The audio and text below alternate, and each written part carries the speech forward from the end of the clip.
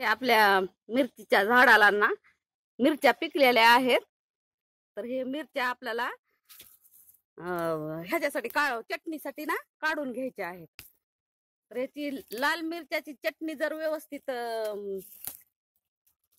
मीठ मिरचू आणि लसण टाकून थोडस शेंगदाणे टाकून जर आपण व्यवस्थित बनवली ना एवढी टेस्ट लागते नाही. कारण ही वल्ली मिरची आहे ना, वल्ली मिरची झाडाची जर अशी पिकलेली असेल तर खूप छान टेस्ट ह्याची. हिरव्या मिरच्या थोडेसे आपण काय करायचे टमाटे टाकायचे यामध्ये. टमाटे टाकल्यामुळे तर ना अप्रतिम चव लागते ह्याची आपल्या चटणीची. तर असा ठेचा तुम्ही करून बघा, खूप खूप खूप चविष्ट लागतो. मी महाग पण अशा मिरच्या पिकल्या होत्या, तर काही दिवसापूर्वीच काढून मी याची चटणी बनवली. तर खूप छान झालती चटणी याची. तर म्हणून म्हणलं आज पण चला आपण मिरची तोडून याची ठेसा बनवता. तव्यातच पूर्ण भाजून घ्यायचं, मिरच्या वगैरे सगळं तव्यात भाजून घ्यायचं. आणि तव्यात भाजून घेतल्यानंतर ना तव्यातच रगडायच्या ह्या मिरच्या, म्हणजे छान लागतात.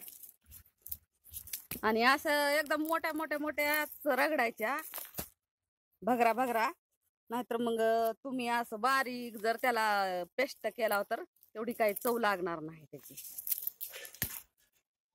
जसं आपण पाट्यावरती मिरची वाटताव ना तशी मोठी मोठी थोडीशी अशी वाटून घ्यायची.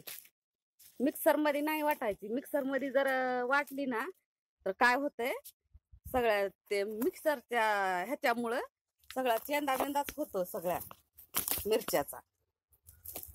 म्हणून आपण काय करायचं, पाट्यावरती वाटून घ्यायचं किंवा खलबत्त्यात वाटायचं. खूप छान लागतात मिरच्या.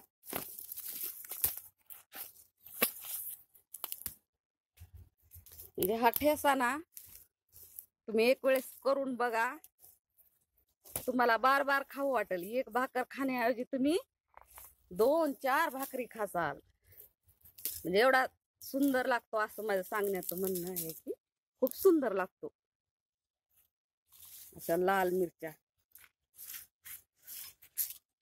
आता ह्या झाडाच्या मी पूर्ण काढून घेतलेल्या आहेत मिरच्या.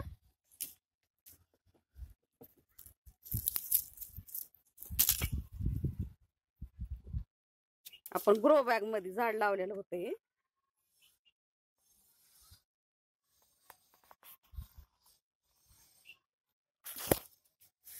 तर आपण मिरचीचा ठेसा बनवून घेऊता. ठेशाची पण रेसिपी तुम्हाला टाकते मी, कसा बनवायचा ती.